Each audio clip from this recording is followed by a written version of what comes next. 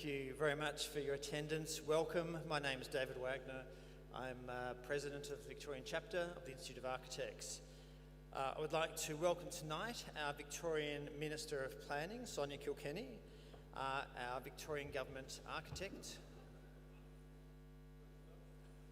Don't worry, Ewan's in charge of the gallery. He's got it sorted. Our Victorian Government Architect, Jill Garner, our 2016 gold medalist, Howard Raggett and Ian McDougall, 2017 gold medalist, Peter Elliott, looks like he's been negotiating with a builder, broken arm.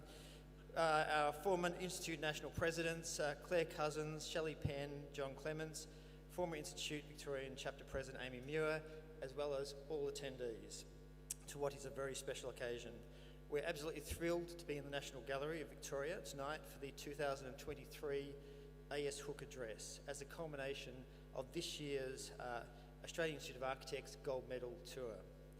This tour has taken our 2023 gold medalist Kerstin Thompson right across the country to all of our major capital cities.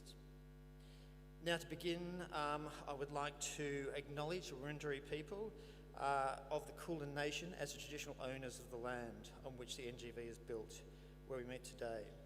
I respect their continuing culture and the contribution they make to the life of this city and this region. I extend my respect to their ancestors and elders past and present, and to all First Nations peoples. I would like to thank Taubmans as the Australian Institute of Architects Gold Medal Tour partner, and also the National Gallery of Victoria as our gold medal venue partner for the AS Hook Address. Taubmans has been an architectural coatings brand in Australia since 1897. Backed by global coatings leader PPG, the Taubmans team supports the industry with high quality paint and colour support for residential and commercial projects. We are delighted to have Taubmans support these events and engage with our architectural profession in advancing the built environment in our country. I would like to welcome Brad Slater of Taubmans to the stage to say a few words. We have Brad. No? Right.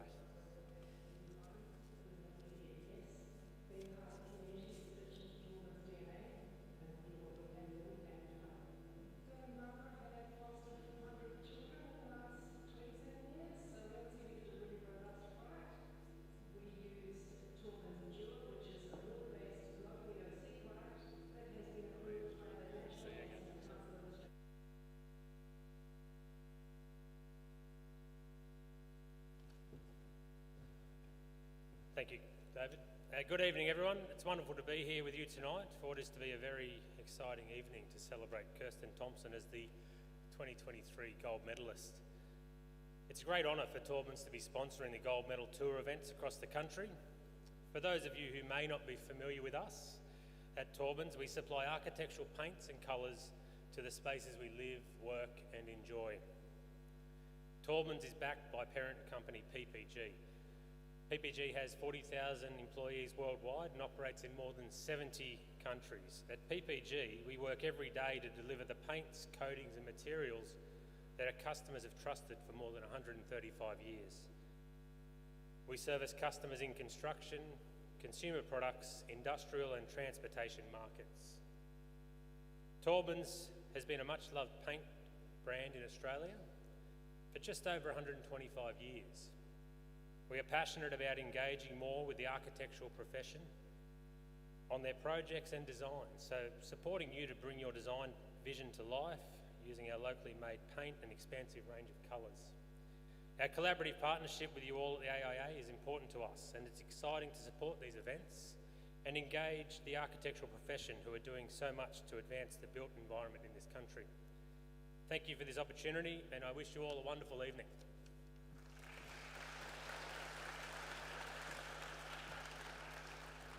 Thanks, Brad. As we gather under the spectacular Leonard French-designed glazed ceiling of the Great Hall within the National Gallery of Victoria, designed by our 1968 gold medalist, Sora Grounds, we cannot help but be reminded that art and architecture challenge and inspire us. Wish to thank Senior Curator of Contemporary Art, Design and Architecture, Ewan McEwen, and the staff of the National Gallery of Victoria for hosting us.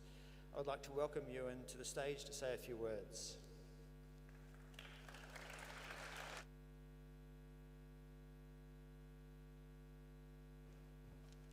be quick so we can get to the main act. Good evening, everyone, and welcome to the NGV.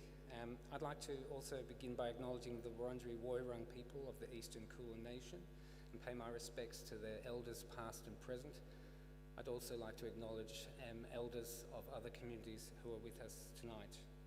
It's important to acknowledge, especially at the moment, that all Australian architectural practice, the studios, the university departments, the buildings, the planning applications, and indeed the culture of architecture itself takes place on Indigenous land. There is so much for us to still learn from the deep and enduring connection to country of Australia's First Peoples, especially in a field as enmeshed in the creation of the future places that will shape the lives of tomorrow's Australia. It's our great pleasure to host you here tonight for this final Melbourne rendition of the AHS Hook address, tour presented by this year's AIA gold medalist Kerstin Thompson AM. Kerstin, it's so good to host you here. This acknowledgement of your broad and enduring contribution to the field of architecture is spot on. Last year at the instigation of gold medalist Sean Godsall and the AIA, we committed to hosting the annual AHS Hook Melbourne address here at the NGV. For us, this is a natural partnership. Our commitment to Australian architecture is very much part of what we do now and will continue to do in the years to come. Our director, Tony Elwood, and our team here in the Department of Contemporary Design and Architecture understand that architecture is a vibrant and vital contributor to Australia's social, economic and cultural well-being. It is more important now than ever. Our role is to invest in the projects, create the space, offer a platform and invite the public into this multi-layered conversation. Before I finish, I'd like to acknowledge the Victorian Minister for Housing and Member for Curram, Sonia Kilkenny MP, Jill Garner, Victorian Government Architect, and the former National Institute Presidents Claire Cousins, John Clements, Shelley Penn, and Amy Muir, former Institute Victorian President, and of course, current Victorian President David Wagner. David, it's been a pleasure working with your team, and we're very happy that you're here with us tonight. Thank you.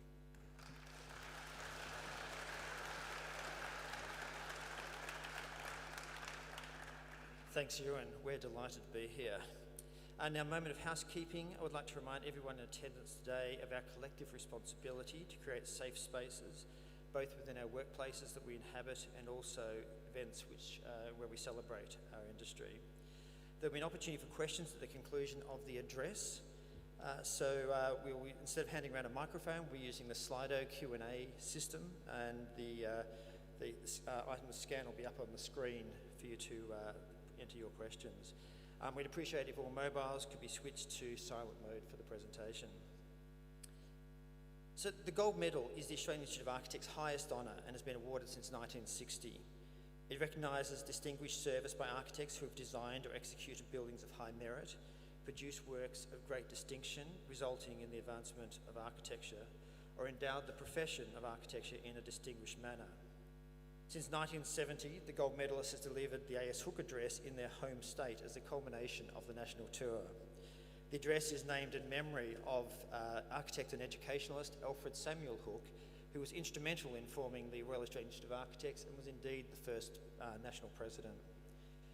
The 2023 recipient of the Gold Medal is Kerstin Thompson, Member of the Order of Australia and Life Fellow of the Australian Institute of Architects. Kerstin is an outstanding architect whose design practice is renowned internationally as a significant and innovative reference point in Australian architecture and urban design. For more than 3 decades, she has contributed generously to architectural discourse across the country through her work as a designer, educator, and highly respected keynote speaker. Kerstin is the Creative Design Director across all projects in her practice, Kerstin Thompson Architects, or KTA. KTA's contribution to the architectural fabric of our built environment has been recognised by numerous awards at state, national and international level. The practice was a recipient of the 2020 Victorian Architecture Medal, the state's highest honour, and in recognition of excellence across all award categories for the Broadmeadows Town Hall project. KTA is the first practice with a sole female founder to have been awarded the medal. In 2022, KTA was awarded the Sir Zelman Cohen Award for Public Architecture for Bundanon Art Museum and Bridge, a project involving new site-wide works that are equal parts subtle and dramatic, preserving and transforming. The works which show how architecture can be used to provide pathways out of the current state of climate crisis, partially brought about by a built environment, was also awarded a National Award for Sustainable Architecture. The Australian Institute of Architects Gold Medal is awarded in honour of the quality and breadth of Kerstin's work, a design ethos that favours subtle expression and graciousness over force, and her propensity to address some of the biggest issues of our time. Through her work in academia and as a role model for women everywhere, she is an inspiration to the profession as a whole and for future generations of architects. So please welcome to the stage the 2023 Australian Institute of Architects Gold Medalist, Kerstin Thompson.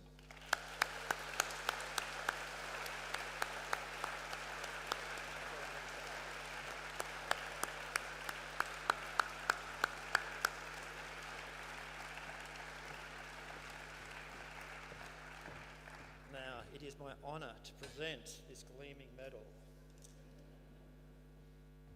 Kerstin, put that over your... Congratulations, and we also have a certificate as well. Thank you. Gold medal certificate. Congratulations.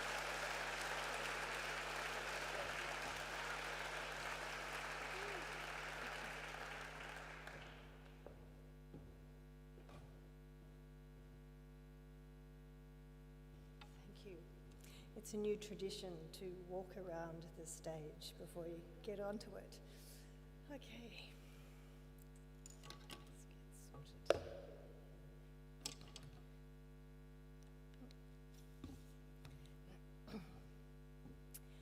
Hello, and thank you all for being here tonight.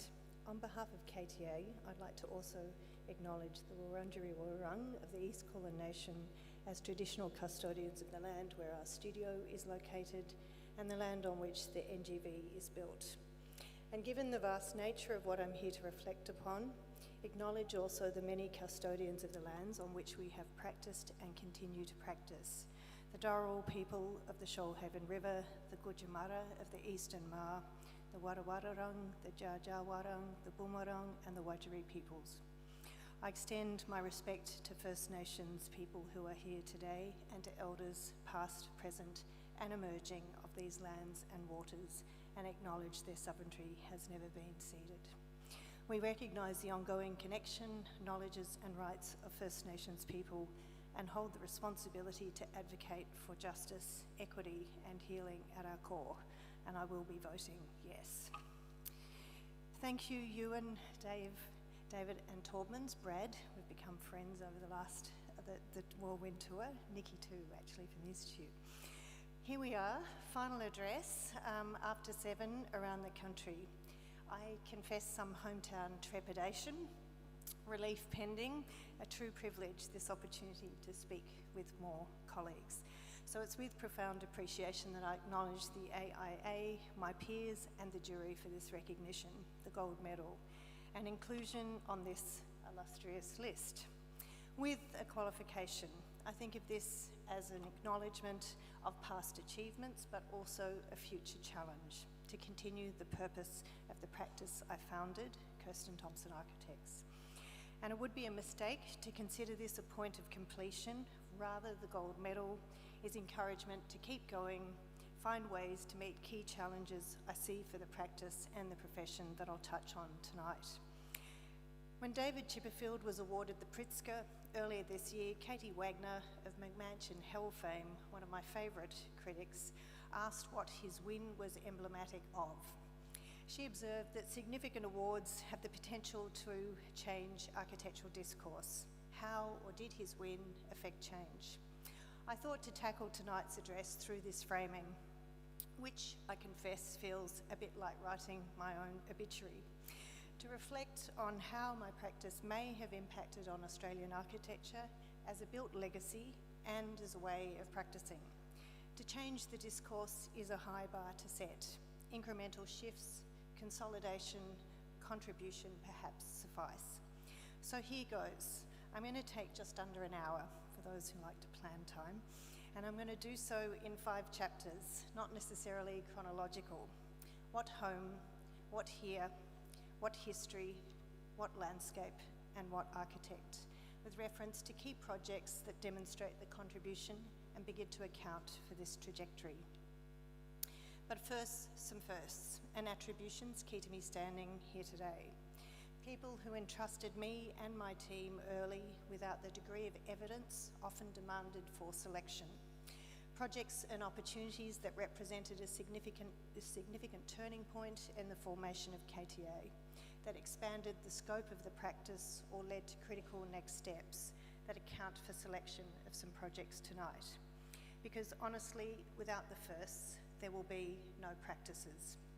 So first site job, Kai Chen, Robinson Chen, a key mentor, lessons on the spirited mix of architecture and building. First teaching job, RMIT cohort, many of you set me up for a scholarly practice. First house, Ingy, in which I worked through a fair bit of Robinson Chen influence. First public talk, Architecture and Angels, Michelle Black's invitation to Perth, an early chance to outline a voice. Michelle became first KTA colleague. First multi-residential, Julian and Janine and 4 others who entrusted me to rework a Fitzroy warehouse into 7 co-houses. First new build multi-res, the Love family for Napier Street housing. First Heritage Victoria application, I spent a lot of time since then, James Service Place for David and Patricia. And then those who helped turn the ship towards a wider scope of project scale and type. The first infrastructure project, 7 kilometres of sound walls for Vic Roads, Hallam Bypass, Lorraine Wild and Damien Colopy. And the first actual resourcing Terra 2, Friday afternoon call, you've got it. And by the way, here's a 20-week contract with penalties, starts Monday, yikes. First public building, visitor centre at the Australian Garden in Cranbourne. First government authorities, Victoria Police via Linden Oak for Warrandyte and Hurstbridge stations. First conference, Ellie Giannini invited me to be creative director for the AIA 2005 National Conference Exchange. First ecology, Gary's House and Landscape at Lake Connewarra, a special collaboration with landscape architect Fiona Harrison too. First museum and university building as well, Max Delaney and Ian McDougall as the AIA juror for Monash University Museum of Art. First city building, QV Pod H for GrowCon. First big developer, Wertheim Factory Studio 9 in Richmond for Lend-Lease, we survived. Queen and Collins, a large commercial rebrand that KTA undertook later with BVN as collaborators. And finally, first nationally significant project, Bundan on Trust, thanks to jury John Denton, Brian Zalaika, Deb Ely and Flanagan, Shane Simpson, organised by the marvellous and sadly late Chris Proctor. My practice has benefited from these firsts, and I hope to enable firsts for others and encourage other established practitioners to practice intergenerational generosity, essential for our profession to thrive. What home? This photo captures 2 different homes. On the left, architect designed specifically for those who live there, the Ivanhoe House. A bespoke solution that directly reflects the aspirations, preferences, needs of a particular family in its hardware. The occupants exercise choice of home and architecture. On the right, also architect designed, but as an office in Frankfurt, Germany, my cousin's house. It's become a makeshift home for Ukrainian families. What was a desk is now a kitchen of sorts, microwave, kettle, sink. Here the occupants have been allocated a home, making do through occupation of a given architecture, via each other and via their things. What's the difference? How is each a home? I'm fascinated by architecture's role in the formation of home. By home, I don't only mean domestic. Although a lot of KTA's sensitivities to making places people enjoy stems from our long experience of making homes, home is anywhere people feel supported by space in their purpose, whether momentary or regular. So home can be a workplace, a school, a campus. But I'm also conflicted with architecture's role in the above images. I know that the design of the space on the left, its orientation to the adjacent park, to the sun, its material warmth contributes to the inhabitants' well-being, the primal pleasure and comfort of sun on their back. And I know for the Ukrainian woman who currently occupies the makeshift home with others, being able to cook borscht and then host us to eat it at her makeshift table was the way available for her to achieve a semblance of home. The view was a bonus, the safety essential. I also know this cannot compensate for loss of one's homeland, one's family, one's things. And this, I think, is a reckoning of architecture's limits, perhaps. I think about this a lot when we design housing, whether public or private. What can architecture do? What do people do with the architecture given to them? The limits of architecture's power, the sometimes happy failures of this, and admiration for humans' capacity to make do and adapt. This question is a summary of my love for and faith in architecture to make a difference, but also a questioning of its capacities, a humility around its impact. It cannot stand in for life, and yet it can be used or expected sometimes to do this by architects and some clients. A conceit, perhaps. Houses are the combination of built form and life, daily habits and activities. Architecture is only one part of what makes a home, and it cannot make home alone. We have to practice space. And I like practice because it suggests something ongoing and never finished. My mother, in this photo, and grandmother, like the Ukrainian woman, started new lives in another country with a suitcase. If my grandmother, having lost everything other than the contents of a suitcase, became determinedly unmaterial in her new home in Australia, my mother focused on home making. Home building, home filling, home arranging gave her great comfort and security. And like a lot of migrants who had incomplete formal education, do-it-yourself building work was one way for financial mobility. She and my uncle, both here tonight, renovated houses. I visited a lot of sites after school, and we also moved a lot. And I witnessed her set up home overnight. From her, I was mentored in non-traditional, the building site, and traditional, the home, spheres for women to make home. I wonder if the skill of my mother's partly accounts for my keen interest in architecture as homemaking or providing space for others to make home. Here's a summary of KTA's housing through the lens of typology, identifying some patterns and perhaps some repeatable lessons for application elsewhere. It shows from single to multi-residential, and it presents something of a conundrum to me. We're engaged in housing provisions at the extremes, architects. Either commercially produced, repeat types of dwellings, ready to wear, evidenced in current multi-residential projects like Belfie Park and Kerr Street, or we're involved in highly bespoke one-off dwellings that have been exhaustively tailored, personalised, custom-made, commissioned, made to measure for exactly the right fit. There will always be a place for the architect as ensemblier within the one-off home, and our single houses remain an important testing ground. For example, our Albury house is an example of a modest single house well suited to its semi-rural situation and climate, and thus a precedent for others to use towards a pattern book, if you like.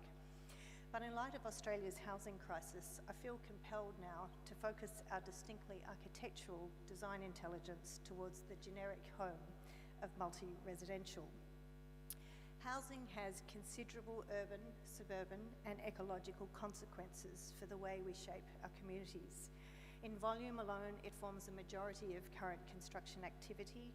The dwelling is part of the street, the suburb, the city, and the quality of each one matters in making the greater composite of a neighbourhood. Arguably, the aspect of the dwelling most instrumental in determining this quality, both within and beyond it, are its bones, the building shell, and particularly the typology.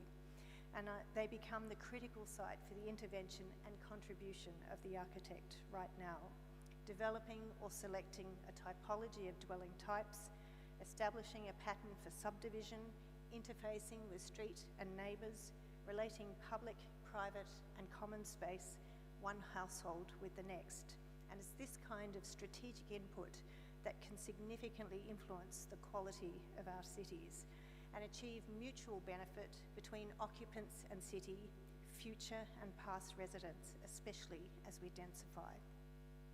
We could even handball the selection of the sweet, lickable parts, thank you John MacArthur for that line, to the homemaker and focus on the bones with loose space for choice of use, like here in the Napier Street living room used now as an office. Every planning application is an opportunity for us to advocate for better quality of housing by demonstrating what could be greater diversity of housing types, a successful civic realm. And it's also a chance to challenge and advocate for regulatory change that supports rather than impedes innovation and encourages first principles thinking. Parallel to design expertise, I think architects are really well placed as well to advocate for alternative economic and governance models for housing provision. And in these ways, I think architects can impact now, can be more relevant and less expendable through housing. What here? And that's why I spent a bit of research leave in Vienna recently to glean insights on how Australia can learn from there to achieve housing innovation and equity of home. Also a personal reason to learn my mother's tongue, German. That part didn't go so well. But while there, I did reflect on one's connection to place through language, family history, and buildings. And on a familial and architectural language, I was wrestling with language, Which language speaks for, of me, my people, and my place? I think this is a question as architects we also ask when we're speaking for and with communities. Much of my architectural education and training in the late 80s still focused on a largely European history with a dash of America and Japan. 20th century history introduced me to some of its leading lights. I leaned towards Asplund, Haring, Sharoon, Barragan, Melnikov, and Shinohara. There was a modesty, a humanity I felt and wished to emulate at the core of these architectures. At the end of third year, I spent 18 months in Europe and I worked in Milan at the studio of Matteo Toon for about 7 months. Bottom of the office hierarchy, a student position but interesting projects and campaigns for Campari, Alessi and Olivetti. I learned the value of design thinking across disciplines and scales. Rossi was prevalent at that time. It was the same form, different scale scenarios for teapots and floating pavilions in Venice that captured this. And this context piqued my own cross-disciplinary practice, particularly landscape and architecture. And I lived through walking a lot, the value of building less as object and more as a definer of street and public space. I also learnt about broken promises, the promise of the drawing and the actuality. On one walk, I traipsed beyond the easy charms of the Centro Storico to the Privateria and the distinctive shadows of Aldo's Galaretese's sketches were nowhere to be found in Milan's famous nebbia or fog. So the insight gleaned, why as architects do we resist the very preconditions of the situation we are given to work with, the here? Still heavily biased to European spatial patterns, crucial learnings were to be gleaned from home, a key predicament for me upon returning to practice in Melbourne. How to utilise my training and inheritance of a global discipline with all its richness and restriction while intervening in place in ways irreducibly local and specific. Peter Corrigan, amongst others, as Melbourne architect and educator, helped expand the grammar of architecture to speak a dialect inflected by here. Edmund and Corrigan's fire stations in particular became a key reference point, showing a way to counter suburban as a generic condition and instead adapt modest and repeat types of civic buildings to dignify our experience of the everyday and the ordinary. Here was an architecture that spoke of its situation, a reminder of why here is not the same as there. And this is a key imperative in the work of my practice and accounts for our avoidance of a signature style, that each building somehow acts as an index of its situation through form, material, and character. It's most explicit in our work for the Victoria Police, same program, different site, and how the architecture dignifies and celebrates why each place is distinct.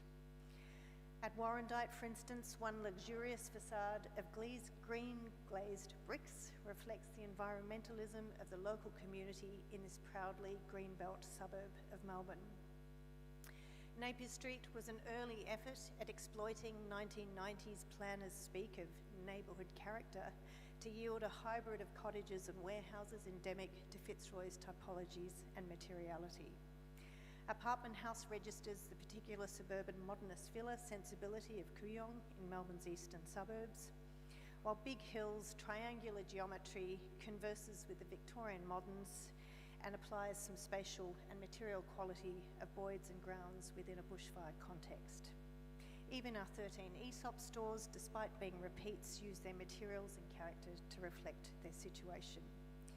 And finally, Northcote High School Performing Arts adds to the network of red brick public school architecture that underpins our suburbs, a glimpse of this with the original heritage in the foreground. In this way, architecture can dignify the everyday, celebrate why here is not there, and act as a fundamental locator of ourselves in the world, a situated architecture responsive to its local built, cultural and climatic conditions. What history? What here inevitably leads to questioning what history. Working in Australia, I cannot contemplate the question of heritage without interrogating our histories and re-evaluating what and who constitutes them. As architects, we are obliged to re-evaluate our understanding of placed heritage and the ways in which we might productively work with it. The designation of Budgebim as a UNESCO World Heritage Site is testament to a re-evaluation and expanded understanding of what constitutes cultural heritage country. A lot of our work involves existing buildings and sensitive cultural contexts. In our industry, this is neatly coined as heritage. In fact, I think every project is a heritage project. We are always starting from a set of preconditions, occupations, existences, and hauntings. And this is a counter to the modernist preoccupation with the tabulus rasa or erasure of past. And I'm passionate about the richer experience of place that is made possible by revealing and engaging with the multiple moments of a site's life through association with past events, as well as through its fabric. Our architectural heritage is the bearer of individual and collective memory, and our appreciation of it is an embodied response. Through sound, smell, touch, sight, memories are triggered, associations formed with the library of spaces and cities we carry in ourselves. The real and imaginary intermingle. In Austerlitz, W.G. Siebold writes, and I quote, "Places seem to me to have some kind of memory in that they activate memory in those who look at them." End of quote. Or smell them. Post-occupancy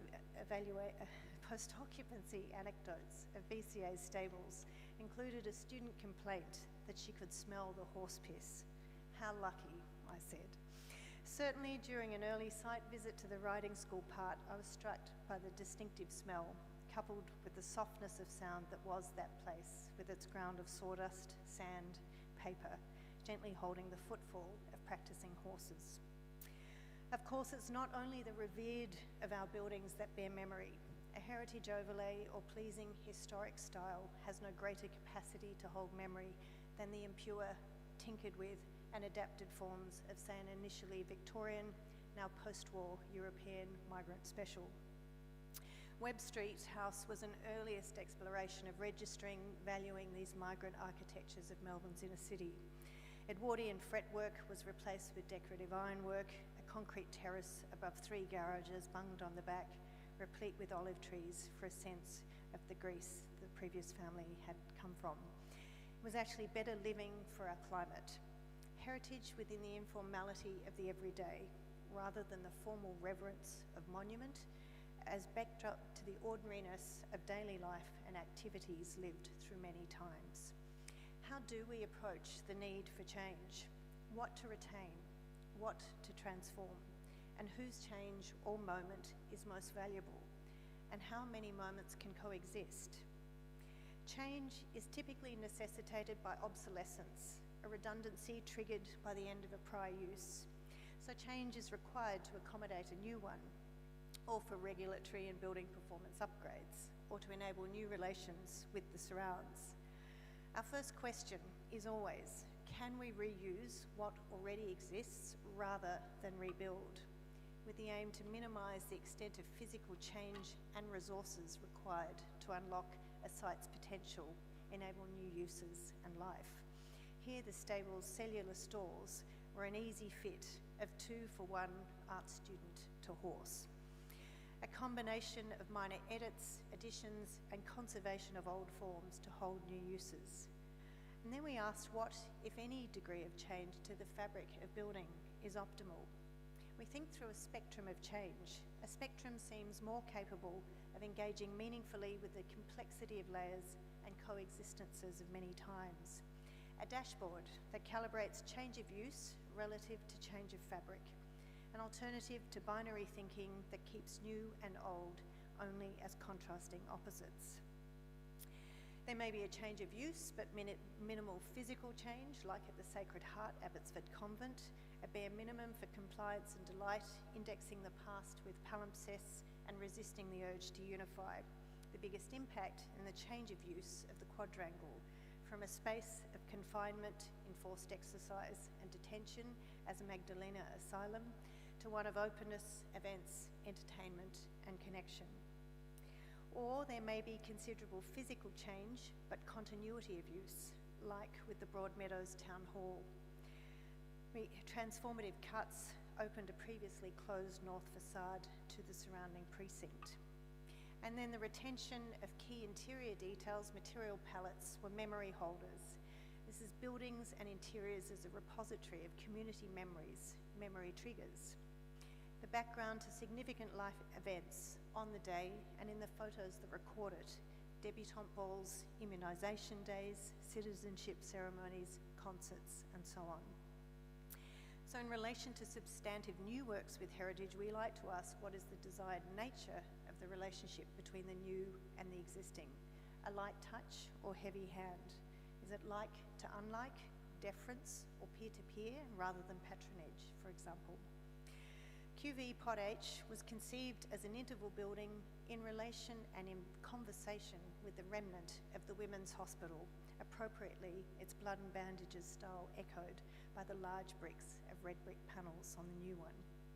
Lyceum is more peer-to-peer with Ellis and Harvey's base. Respect, not deference. No wedding cake, rather, apologies for the analogy, a hamburger.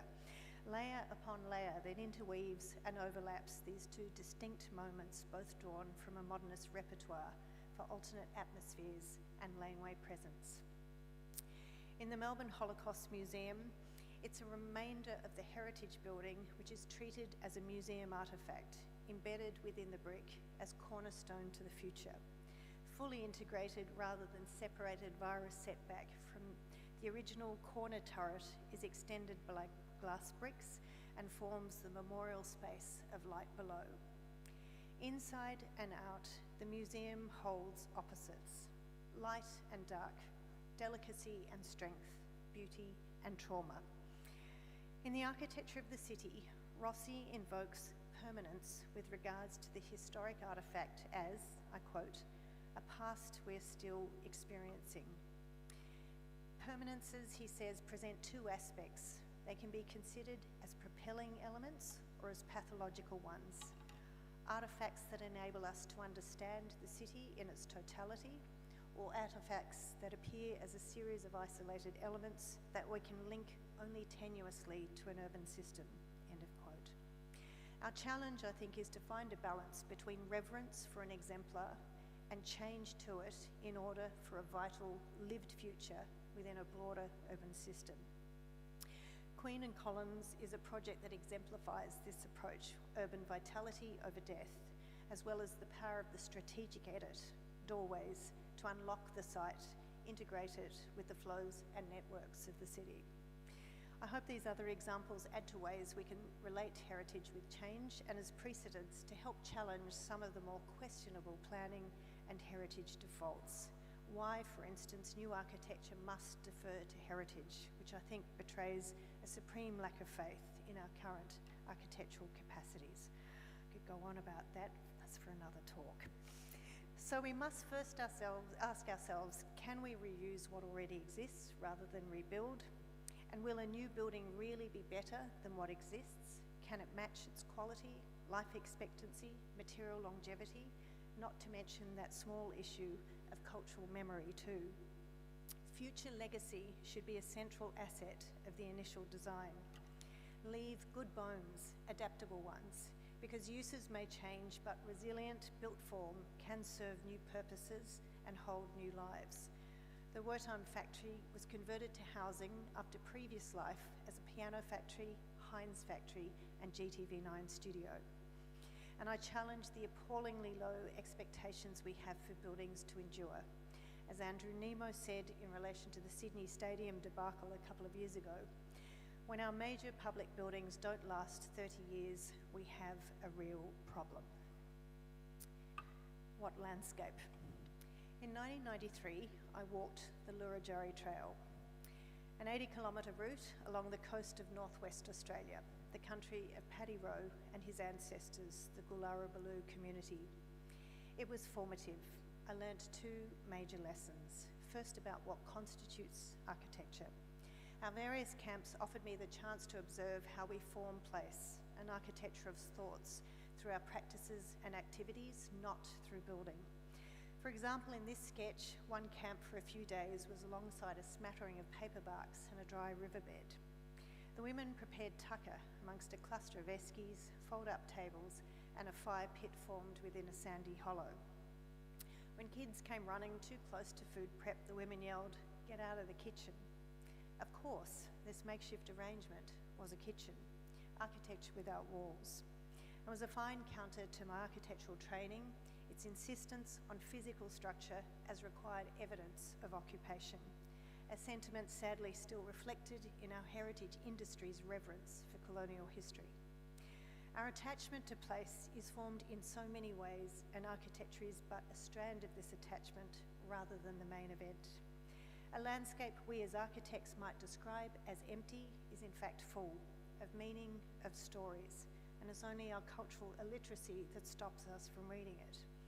It reinforced to me that physical space remains empty without a cultural framework, daily habits and practices to bring it to life, and I touched on this earlier in relation to homemaking. But a further lesson came through the act of walking the trail, alongside Richard, our guide, who would account for his country with stories held in place. Reading country. There's nothing like walking every day for a minimum of 4 hours, sometimes 14, to really appreciate the ground you might otherwise take for granted. An increased attuneness, sensitivity, and capacity to see the minutest variations in its condition. Tracks of creatures, subtle shifts in its resistance underfoot, its dry or wetness, its geology, vegetation, and plant communities, stability, and so on. Hard and unforgiving, and then gradually softening amongst mangroves in crocodile country, where our legs sunk in mud to our thighs, our shoes sucked off, and our toes a metre below feeling disconcertingly the roots of the mangroves. It held clues to an ecological thinking of ecotones as gradients of ecology, and challenged the foolishness, the arrogance of settlement patterns that assert that drawn lines, title boundaries, could possibly separate natural systems, like the absurdity of ocean boundaries. This deeply impacted on my understanding of landscape as system, and walking shifted my appreciation of landscape beyond what we see, a picturesque understanding, to a performative one, cultural and ecological.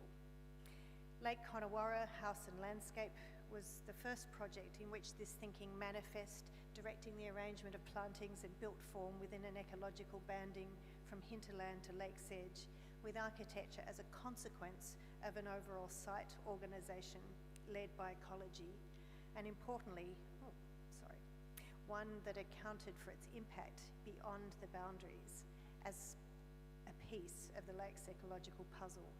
Here, a private house was catalyst for ecological repair. Stuffing these up. The botanical gardens similarly understood the building within an extended system as integral to a pathway through the Australian garden. It also challenged architecture's role relative to landscape, reversed as background to the foreground of the colours and textures of Australian plants. Here, as with Lake Connewarra, West Coast House 2, the figure of architecture is formative of territories, pathways, and a charged interstitial space. From student days, I was most interested in interstitial space. My brother always teases me for overusing that word. Builders too, I think. Bridges too, spaces that connect. In this diagram are examples of how we use the clustering of architecture figure to establish in-between and loose space, to relate and connect the parts across and at the scale of a room in a house or a building in a campus, useful in urban contexts. But spectrums and gradients became another way to conceptualise the in-between, all the moments along a path between changing conditions by degrees of, say, drought or inundation, interiority and light. Our competition entry for Shepparton Art Museum anticipated and celebrated a landscape in flux, especially inundation, in its section. Bundanon exemplifies this design response to a dynamic climate and is understood within an extended landscape. The Shoalhaven River and the extensive regional waterways and tributaries that feed it and account for the overland flows. Shaped by water flows, fire and land management practices for millennia by the traditional custodians, the Wadi people, the design for buildings, landscapes and infrastructure is resilient to support these natural flows within a regional context. And it shifts design thinking about climate adaptation from problem to opportunity to go with the flows intrinsic to country. Guided by clear transdisciplinary design intent, a spectrum from buried to bridging aligns function and user comfort with the site's climatic, ecological and topographic conditions, directing siting, built form and a reduced reliance on mechanical systems.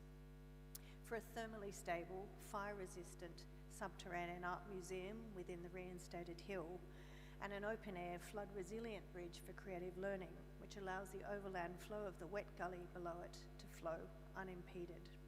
So a fire-resistant museum facade, and internally the coolth, the stable temperature, the weight of the earth and the hill above. Contrasting with the bridge as a datum, showcasing and indexing the Shoalhaven topography. And the sense of elevation, the skeletal, the feeling of suspension on plein air over the gully. Through an array of spaces, climate variation is central to visitor experience and is harnessed for delight and connection with place, to feel climate as a way to connect with country. For me, a country-centred approach means supporting, not impeding the flows of country, its dynamics of fire, inundation, people, all living things. And I'm fascinated how this will manifest more explicitly, especially in our urban environments, and how the time needed for meaningful engagements with traditional custodians can actually inform project timelines, and how we speak of where we are as ways to be here. What architect? When I started my practice in 1994, I had no particular plan, but I did have a hunch that an architectural practice could rethink some of the questionable myths foundational to some of its most celebrated figures. I thank my 1980s training, I'm certainly a product of that, as you'll see tonight, at RMIT for being conscious of these myths. Teachers, in particular Harriet Edquist and Karen Burns, helped our generation rethink the canon. They enabled us to question how we conceptualised and talked about space and architecture. For example, buildings were active in relation to landscapes as passive, questioning that, to question the role of the architect, depicted as in control, uncompromising, with or showing no doubt, and to question why women were absent or at least unacknowledged or less visible from architecture's history. It highlighted to me the extremely limited number of role models available to us, especially in terms of explicit design leadership. I guess an upside of this was the opportunity to define it. More common were whispered stories of a quieter, behind-the-scenes woman achiever in a husband and wife partnership, in which he was the spokesperson. Marion Marnie, for example, and I found myself often wondering, what would Maggie do?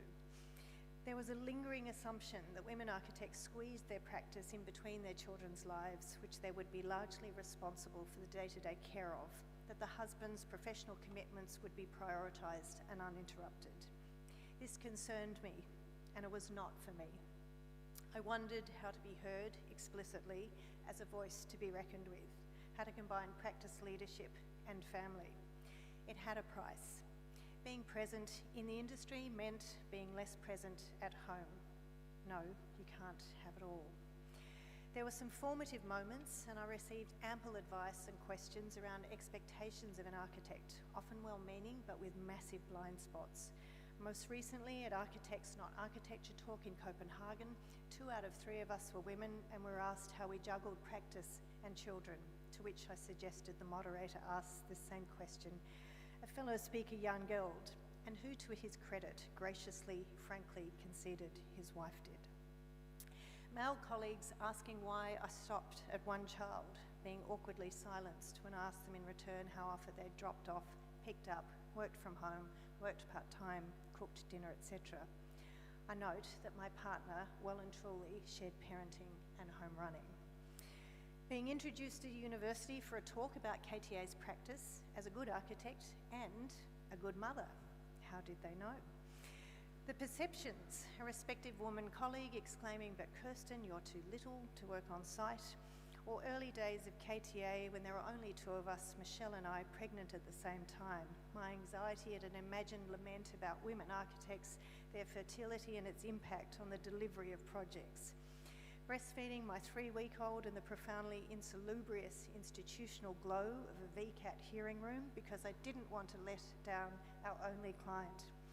In recalling such moments, I feel glad for changes in workplace conditions and parental leave in particular that we've been able to implement in KTA. It does raise the question also of how to present to ourselves and to the world. I became very cautious about positioning, especially how others were keen to position this novelty of women architects. It meant saying no to sometimes dubious requests and behaviour.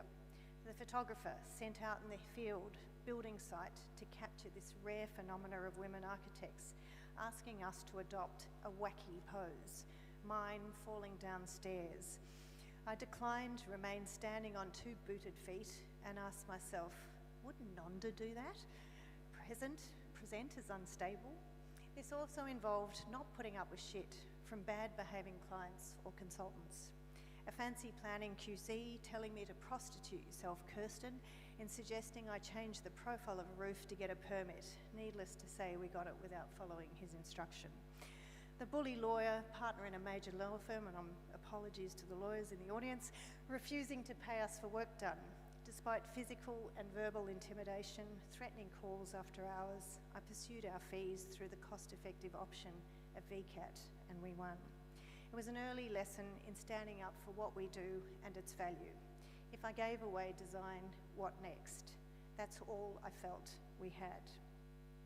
Like many emerging practices in Australia, the individual house formed the beginnings of KTA and its recognition. It could have been the entire practice, but I feared being pigeonholed, and especially as a woman, aligned only with domestic. So I determined to take on a wider scope of project type and scale, turning KTA from housing to civic. As mentioned under first, 7 kilometres worth of sound walls for Vic roads certainly did part of the job of reorientating the practice. A diversifying portfolio consolidated by the first of several police stations. Still some houses, yes, but also civic and infrastructure. But I need to take a couple of steps back to account for what enabled this voice and prepared me for these practice challenges. Time teaching, parallel to time on site, was all intertwined, and this timeline maps me moving back and forth alongside teaching and practice. My experience as a go-between, between academy and industry, between design, studio and site, between intentions and actualities.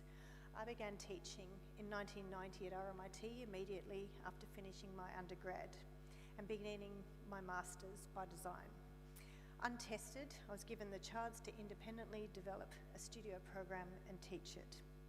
This necessitated taking, articulating and pursuing a position, developing a set of themes, interests and preoccupations. And these informed my teaching, but also to this day, my practice. It also forced me to get over a profound fear of public speaking and hone and distill my voice. It was formative in finding my own way of being an architect, one that felt like it fitted.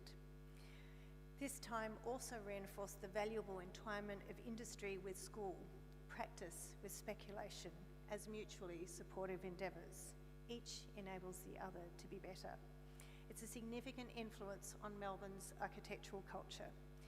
I became a pracademic of sorts, moving between the academy and industry, between the ideal and the actual. And in talking with students, became more skilled at defining a clarity of intent and pursuing this through the messy, imperfect, negotiated and contingent process that is practice. This balancing of ideal and actual, of course, comes into play relentlessly on site, the experience of which I was continuing to accrue alongside teaching. Here, best laid plans are disrupted, called into question by all sorts of unforeseen events, and the cliched battle between architect and builder gets rolled out in all its predictability, which I challenge, by the way, and full credit to the many builders essential to our various projects' success.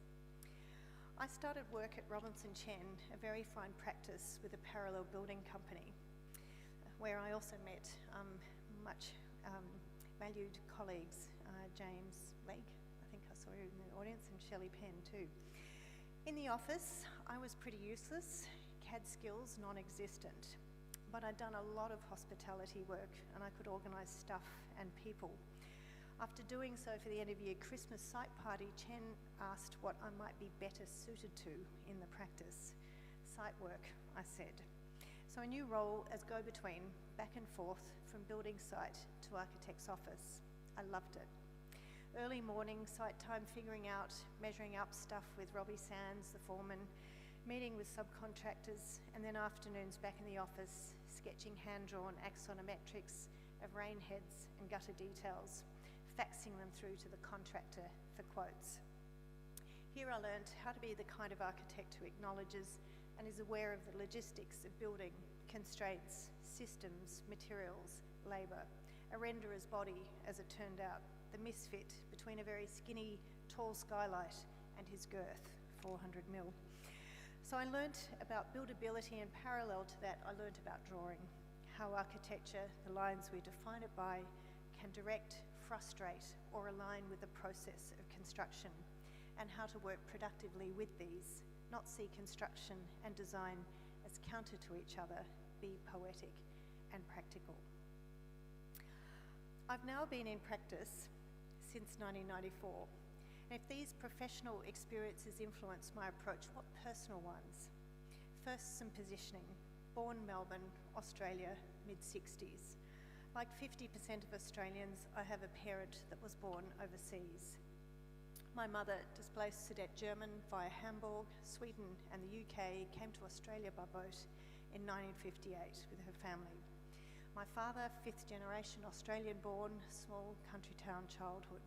So I'm this mix of heritage and character, a hybrid of Europe and Australia, of an untrained, self-taught, frankly bolshy, do-it-yourself mother, and university-educated, intellectually curious, surgically precise father who exemplified professionalism, also a teacher and a beautiful drawer of anatomies. I learned diagramming from him, also to improvise. I benefited from a stable educational and economic upbringing, classic compensation of parents who did not, and I grew up from some instability through their separation. To this, I attribute my soft skills, diplomacy, negotiation, endeavouring to understand alternate positions, hence the go-between. Suffice to say, the impact of personal heritage plays out in my professional interest and approach.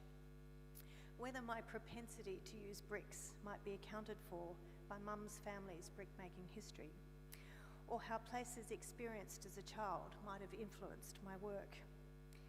For a while, I thought I'd been conceived in a building by Robin Boyd, the Black Dolphin Motel to be specific. As one of our most influential architects, this possibility was architecturally very romantic to me. So when Mum told me this was not true, I admit I was disappointed. But it did prompt me to speculate on what lay behind my affinity for this architecture, and I realised it was both viscerally personal and rationally professional. I had stayed there once as a 3-year-old, the relief of shade the room offered from beachside heat, the grazing of my arm on a bagged brick wall, and looking up at a black and white ceiling as I daydreamed from my bed below, family stuff on the timber bench that ran along the wall from inside to out. And then as a teenager, pre-uni over summer, I waited under its beautiful blackened beams in its dining hall. I think I absorbed some early lessons in living through feeling the spirit of Boyd's space, structure and surface. There's a permeability between ourselves and the buildings we inhabit, and they become embedded in us and can be performative of a spatial repertoire we might play out through our work years on. I realise now that sometimes I may be recreating some aspect of a feeling of space conjured from a childhood memory of light, materiality or enclosure, blockwork from fond memories of a house at Merimbula that might resonate in later projects by KTA. And interestingly, the darkness of the Big Hill house from actually things I remember about this great hall as a child.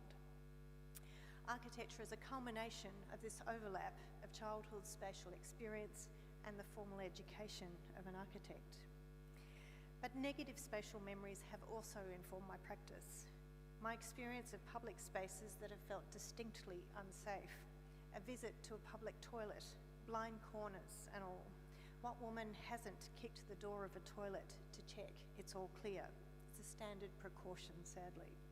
So that experience has informed the design of that most humble, modest, but essential of buildings, the public toilet, our Jock Comedy block. The planned partie resolves blind corners, provides self-contained suites to accommodate a diversity of practices around ablutions. Ample natural light too for a bit of illuminated joy rather than the usual dank and murky corners. There is a risk of drawing uncritically upon one's own experience, especially acknowledging that architecture has been somewhat exclusive in who practices it, and therefore monocultural, especially of gender and cultural diversity. I have wondered how to draw upon our own experiences without presuming to project our worldview onto others. And this leads me to empathy.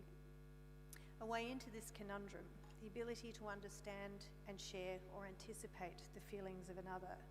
I think it's fundamental to making humane architecture, especially, for instance, in healthcare contexts like this project, the statewide child and family service, a new model of care we co-designed with Anthony Clark of Bloxus. Empathy that stems both from what we know through learning about another's position or experience, and empathy that is drawn from our own experience. A different depth of empathy, perhaps, this embodied knowing.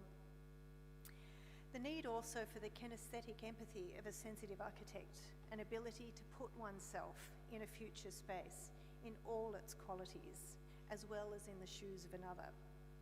I am cautious about claims that as a woman architect, I will do certain types of buildings, and I do not ascribe a gender to our buildings. Nonetheless, I increasingly acknowledge where my own experience as a woman has enabled me to bring different insights to design. And it's a case for expanding who and how we practice architecture, for expanding architecture's approach and sensitivities by expanding the experiences, the people that inform it. Diversity. KTA's current numbers reflect a long-standing majority of women, but we do have more to do on other metrics of diversity. I want to finish this part of the talk with some thoughts on models for architectural leadership and authority. For me, design leadership is the accommodation of differences, tensions, conflict, and the contingent with intent, not dogma. It's entirely contextual and takes account of the particular set of circumstances, the various contingencies that make up the situation, the parties to the project, time, budget, existing conditions, briefs, and so on. It requires us to remain alert and open to the input of others, to work productively with them, especially when in tension or conflict, as is common, our colleagues, clients and community. This is, I think, the circumstance of architecting, enabling relationships between people with each other and with place. And when underpinned by intent, it's also to prioritise, filter, distill and refine. It's not linear or autonomous, nor is it a single brilliant flash of genius by one. Rather, it is a flocking, a multiplicity of relations, connections and adjacencies, the gradual alignment of multiple bodies over the duration of a project towards their eventual formation flying or coalescence into a coherent form, for that rightness of fit between project variables and spatial model. Significantly, to accommodate is, I think, a constructive alternative to the much derided practice mythologised in the heroic figure of the 20th century architect, bullish, resolute, didactic, unyielding in the face of others' desires, an impediment, I believe, to our profession's greater use. To design without dogma, to accommodate with intent is quite distinct from compromise, which generally necessitates the abandoning of intent.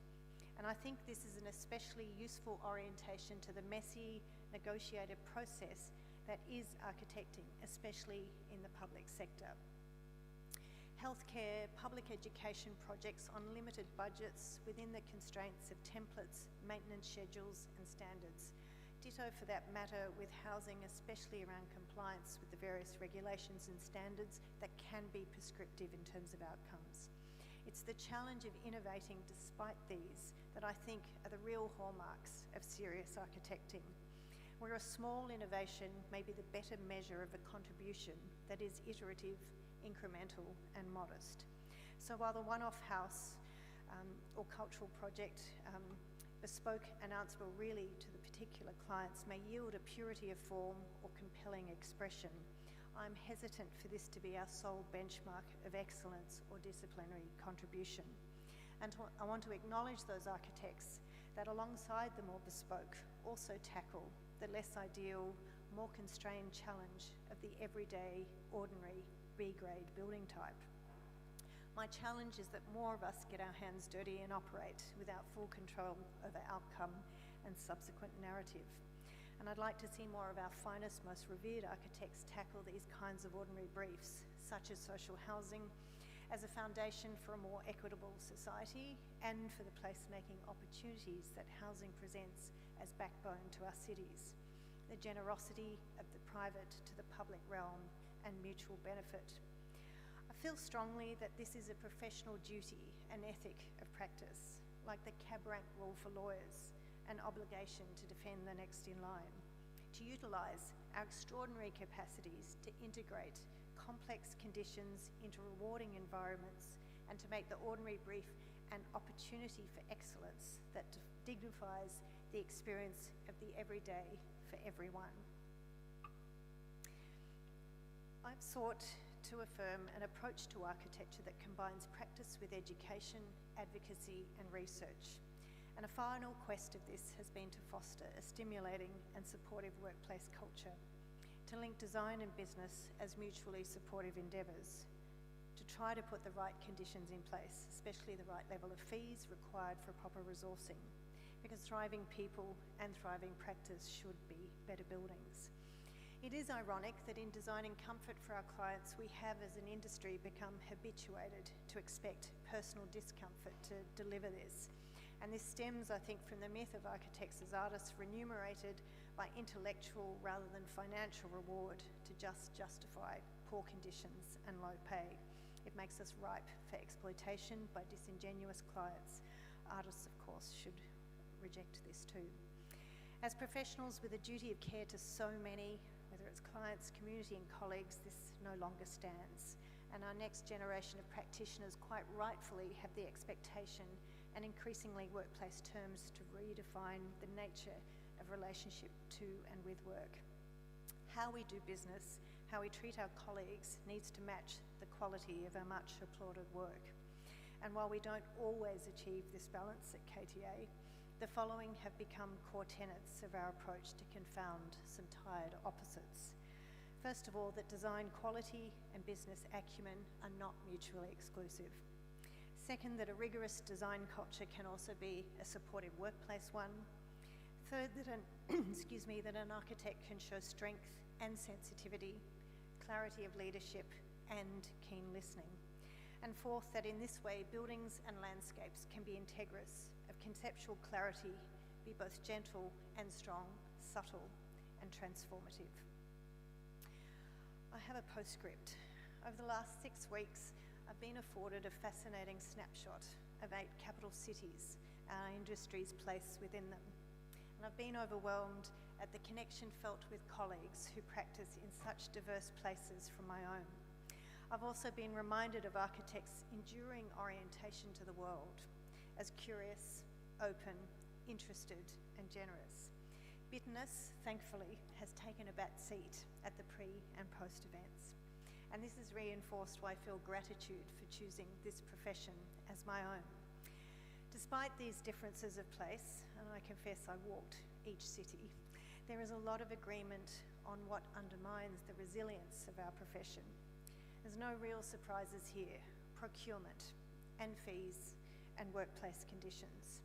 Without a major overhaul of what kinds of services we are best placed to provide, what are the most impactful for more people and better environments, how we deliver and how we value our services and substantiate that value, how do we obtain proper remuneration commensurate with the level of skill, risk and value. If we don't do these things, I do feel more people may leave this profession for things like, dare I say it, project management or consultancy work. It's happening already. We're losing very fine architects who quite rightfully see a better life working 2 well-paid days in consultancy than 4 poorly paid ones in architecture, especially if juggling young children. COVID has not helped. And as much as we have told ourselves that purpose is everything, right now, purpose is not enough. Try paying a mortgage with it. So these are some of the things that I would like to take the opportunity of the gold medal as leverage to advocate around within and beyond the industry around these issues, housing especially too. So to finish, this milestone and the body of work and approach to practice it acknowledges is within the context of a life lived through autonomies and partnerings, influences of others, both personal and professional. Thank you first to family, Ingy, Charles, Bob, Finn, Christopher, Gilby. As founder of KTA, I've provided the thread of thought continuity along which many have gathered and have influenced and inflected. And I take this opportunity to acknowledge some key contributors and dear collaborators, because architecture is typically the work of many. Lin Chu, longest KTA colleague whose relentless kindness, care and empathy towards colleagues and clients is foundational to KTA's culture. Kelly Mackay, whose thumbprints are all over KTA and its buildings. From 2005 to 2022, she provided consistency, high levels of insight, leadership and efforts to make ordinary buildings excellent. More recent collaborators who have joined Lynn and I in the leadership of KTA include Toby Pond, Claire Humphreys, Michael Blancato, Lloyd McCarthy and Charlie Emery. There are many others. To them and to our clients, contractors and consultants, the many others listed who have contributed in various ways to KTA, especially to peers as well. Thank you.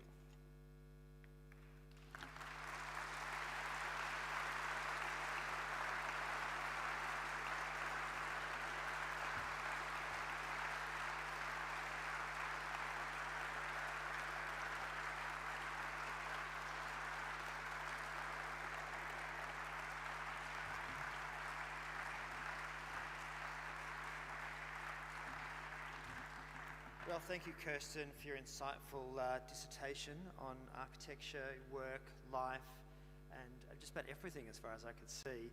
And we have this opportunity now to actually ask some questions, and Nikki is going to bring forward the Slido document for us to actually, there she is, to look at, and we'll see what people have got to say.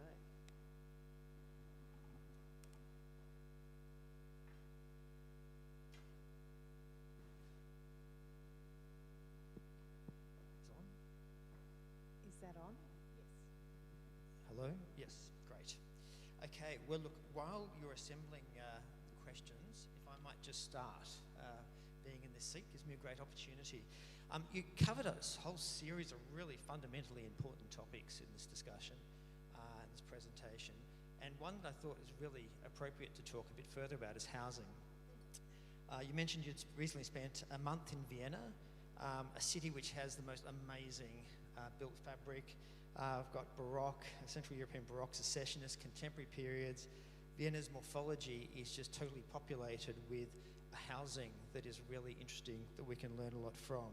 And we've got recent examples by architects such as Jean Nouvel, Herzog de Meuron, Zaha Hadid, even Australian Institute of Architects 1976 gold medalist Harry Seidler designed a large subsidised social housing project in the mid-90s in Vienna along the Danube, above an 8-lane expressway called the Wohnpark Neu Donau.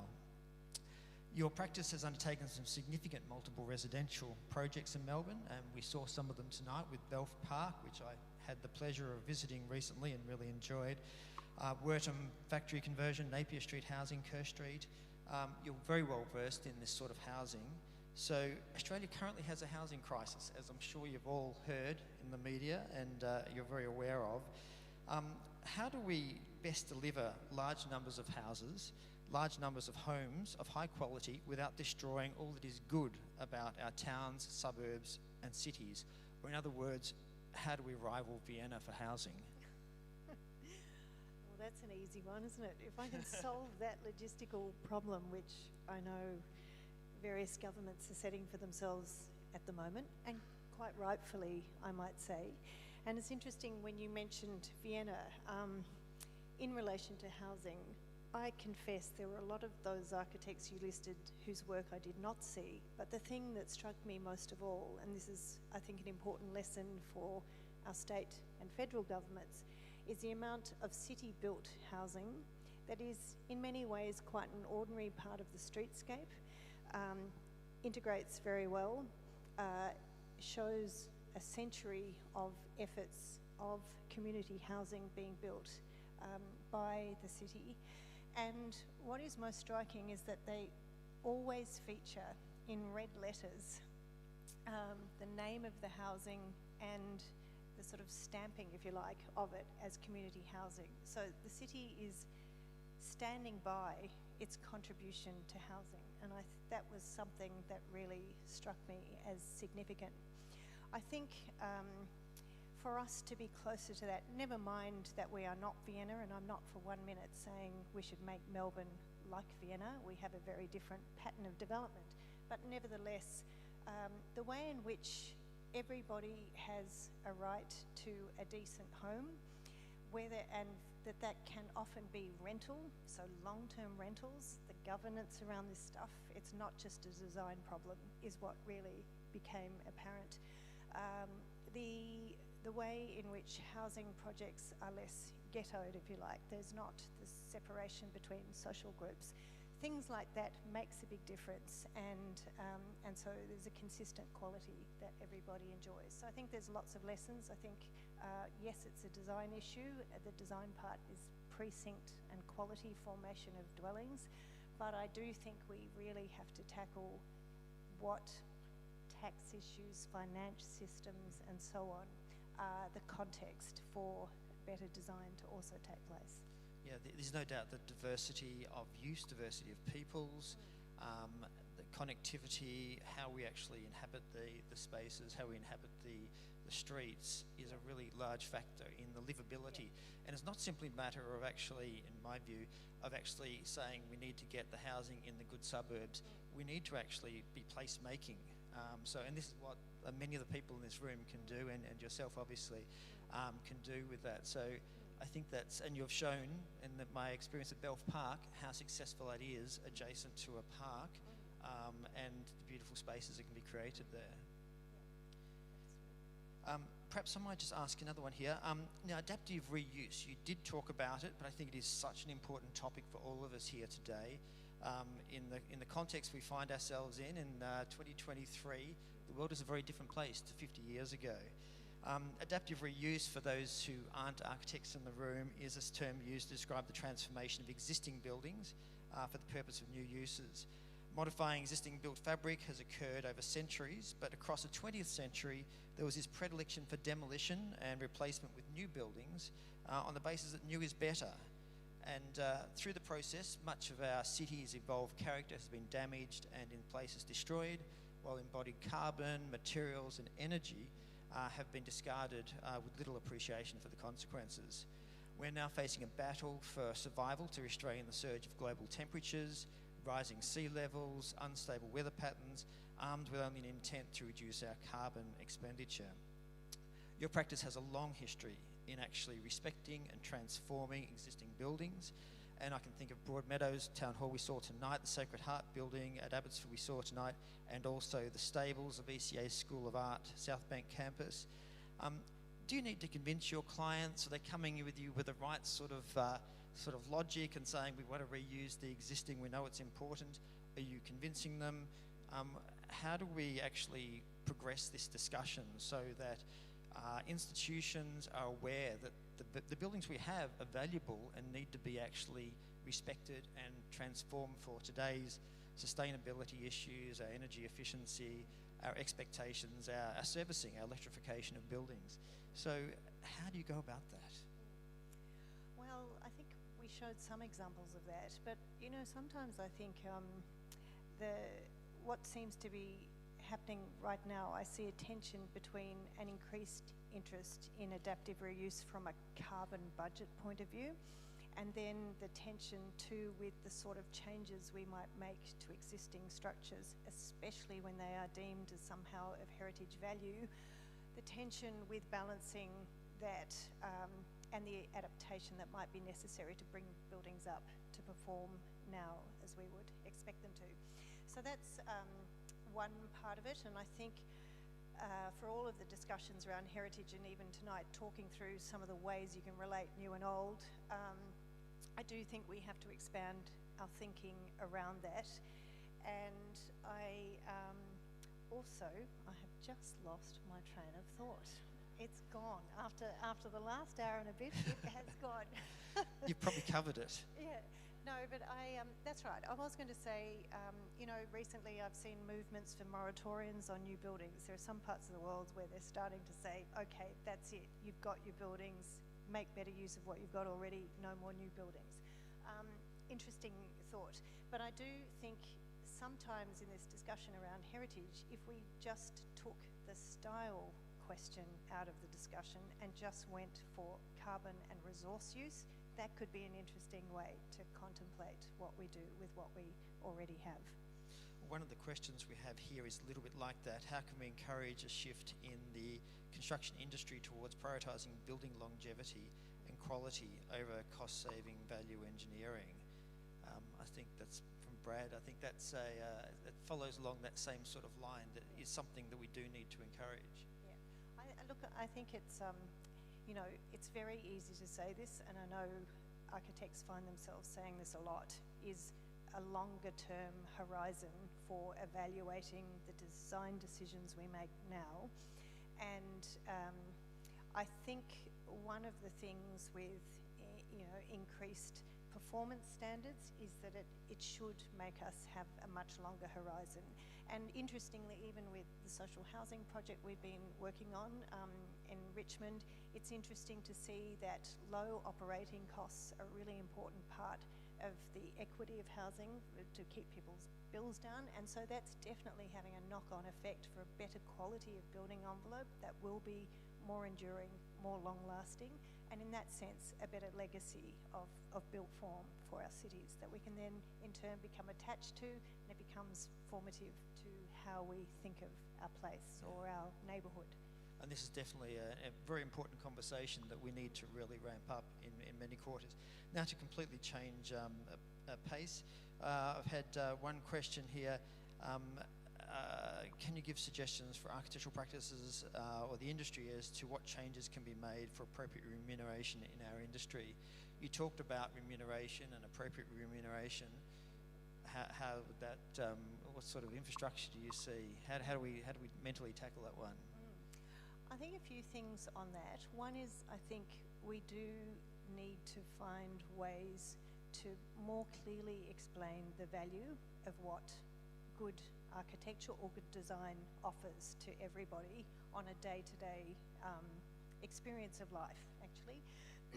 And I think we are very good at explaining what our buildings are intending to do and what we think their design achieves, but then to follow up and demonstrate that they are doing and delivering those things is a really important part of it. So that goes to the valuing of what we do and being able to explain that. And I think too that the question of authority, the question of leadership that I think we can and do offer is sometimes, again, undervalued, and I think we could make more of explaining that value. For instance, there is no one like architects and the contractors, I might add, who are going to wrestle and get and extract the value out of a limited set of numbers on a project. I think we're incredibly skilled at that, and we probably don't celebrate enough just how many times architects can get things over the line with their contractors to deliver on the key ambitions of a project within those parameters. So that's a really important thing that we don't talk enough about. And in part that might be to do with procurement processes too, that in some procurement processes architects get relegated to a particular role which isn't in the position of actually administering the contract and running the project. And I think when that does happen, it is a more difficult argument to actually argue about remuneration and appropriate recompense for the work. So I think part of that is about the profession actually just presenting itself and explaining the benefits that architects can bring.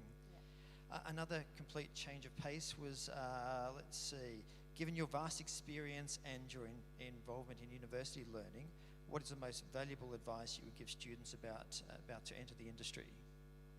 Oh, I love those questions. They are so difficult to answer. One thing I would say is that experiencing different practices, even ones you didn't think was your ideal, is you're going to learn something from that, and I think they all sort of have valuable learning experiences. The other thing I would say is find some way to have some time on site. It's a really diminishing area of architects spending time on them before they we're often quite removed from it, but I think it's a real eye-opener in just understanding the machinations of making buildings, buildability, what that means in terms of informing design intentions is really important. I think you explained that your early experience on site was quite formative, and I certainly had a similar experience, and there's no doubt that understanding construction leads a lot to design solutions as well. So it's a very important part. So I think, yeah, totally agree that it's a very important part, or a very important part of the educational experience. I want to ask you another lengthy question, if I might. Your recent design for the Jewish Holocaust Centre is a remarkable building, but I'm fascinated by your interpretation of the brief. Over the last 25 years, there have been so many Jewish museums and Holocaust centres and memorials around the world. We've got Daniel Libeskind's Jewish Museum in Berlin powerfully evokes emotional trauma and dehumanisation through pervasive voids and absences. Similarly, his Felix Nussbaum House and Danish Jewish Museum convey similar gravitas. Peter Eisenman's Berlin Memorial, for anybody who's been there, to the Memorial to the Murdered Jews, with its 2,711 concrete pillars of irregular height across a Cartesian grid, is emotionally disorientating and disturbing, while James Fried of Pay, Cobb, Fried and Partners spatially alludes to concentration camps at the United States Holocaust Museum. These projects as architecture are deeply troubling to experience and are designed to convey the appalling nature of the Holocaust, yet you have chosen a very different path, which I think is absolutely fascinating. How did you journey through the early design stages when you're surrounded by these incredibly potent examples? And how did you actually get to the point of your remarkable building that we now see in Elsternwick? Excuse me. I think when we started designing that project, and it did feel a project of great responsibility, all projects are, I might add, but in particular knowing what the role of architecture might be in a museum about the Holocaust was the key question. And I had, as you say, in those precedents, there was a pattern of architects using the architecture to somehow conjure the horror and the trauma. And frankly, I think that, like a lot of people have written about the Holocaust, it is unrepresentable, and it cannot be represented, certainly not through architecture. And so in that regard, we thought that the most appropriate thing was for a gentle and humane building that would instead allow the content, the survivors, the museum stories to tell the story, not the architecture, and that the architecture would be, if you like, gentle enough to allow people to be open to very difficult content. And so that was our approach. And that is why it also brings together opposites, beauty and horror or trauma, and so forth, with light as a central motive. Yeah, look, I was really interested in, you mentioned the opposites, light and dark, and there's almost this sense of relief. And I think something else that in just reviewing various publications, so forth, your book, People and Places, and it seemed to have a direct connection to many of your projects, if not all your projects, where people are a fundamentally important part of how the occupation of a building is important. So it's not about architecture simply creating the entire experience, it's about providing a stage, a platform, an enclosure, a space for these things to happen. Do you want to talk about this whole idea of occupation of space? Look, I think I touched on that tonight. It's just knowing when to let people get on with living and not having to be hit over the head by the building, frankly. It's So you're not specifying the slippers to wear, the clothes to wear in the I won't be doing that in any time. And in fact, there's something fantastic about handing buildings over, and it's now someone else's to live with and enjoy. Yep.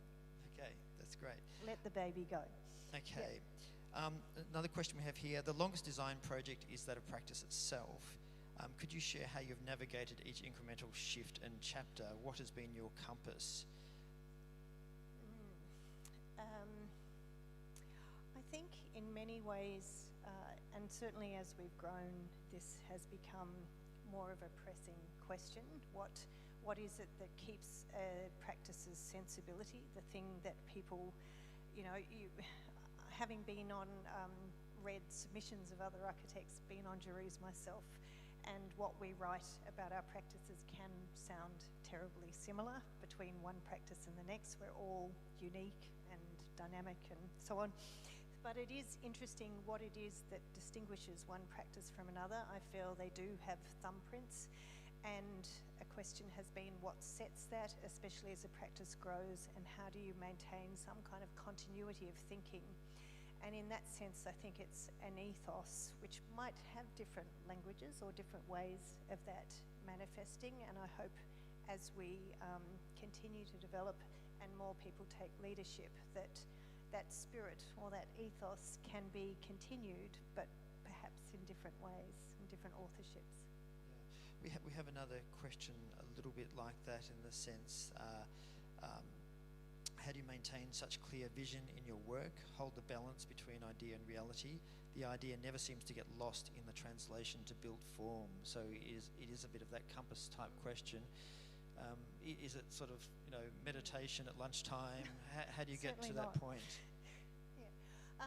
Look, I think that is where the flocking analogy comes into being, because, and funnily enough, in the office, thinking about how do you look. The idea of the design intent is something that I, in particular, go on about a lot. Anyone who works in the office will know that. And a big part of an office is how do you communicate that intent so everybody on the team can be part of its application and development.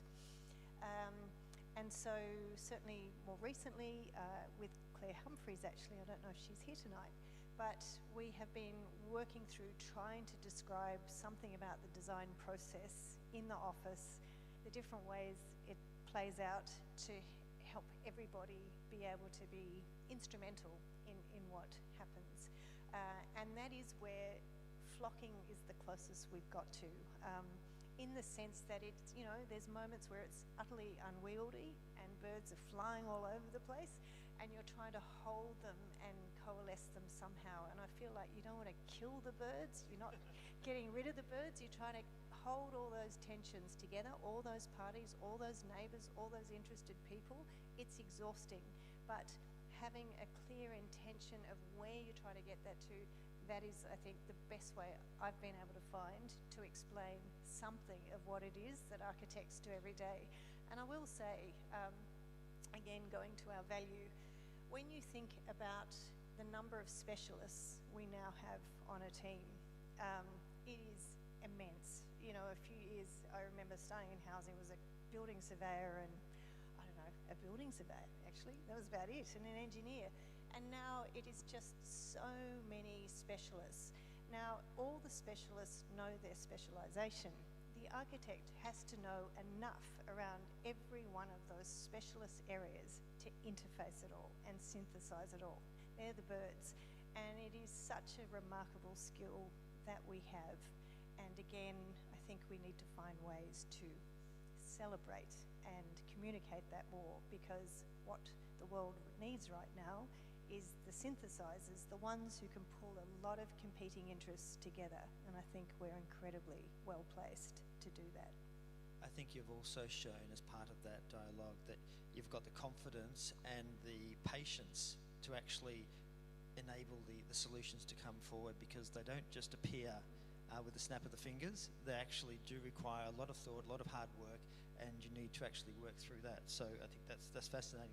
I think part of that, and it follows on with a question we have here, could you say more about builder-architect relations?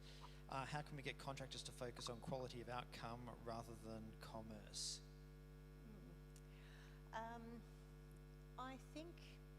I don't think it's that simple, actually, and I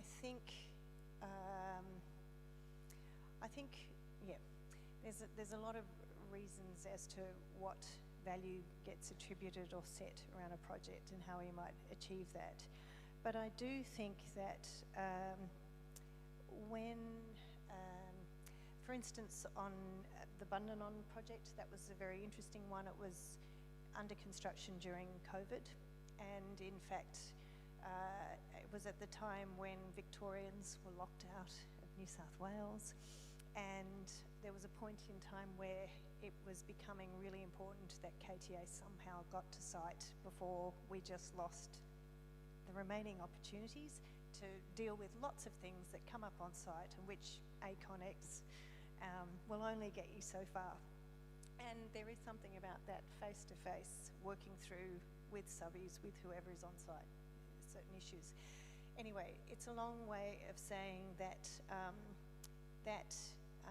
careful working through and respectful of who knows what, you know, different intelligences that need to be brought to bear to deliver projects. I have great admiration for builders for that effort, and I think right now is quite a complicated time. As we all know, there's a lot of building failures in the industry, and so it does, you know, I don't think I can answer this question. It's more to say, I think, how we evaluate under what conditions buildings are delivered, whether we're talking about designers and consultants or whether we're talking about contractors. There are some real structural problems, and I think we probably need to start thinking about doing things in different ways, because it is a knife's edge between staying viable as a business and paying people fairly, and then working to extremely tight deadlines and sometimes unrealistic budgets. And that is, I think, what accounts in part for the burnouts and the numbers of people we are actually seeing leaving industry. So it's a big structural one, and I think as an industry it needs to be worked through. On such a large topic, we might need to draw that to a close. I think we agree we could keep talking all night. You'd probably lose your voice, but I think it's been absolutely fascinating, these questions and answers and your presentation. Thank you so much for that. I think, Nikki, you're going to bring some flowers. Thank you. Did you like how we finished with all the problems of the industry? Thank you.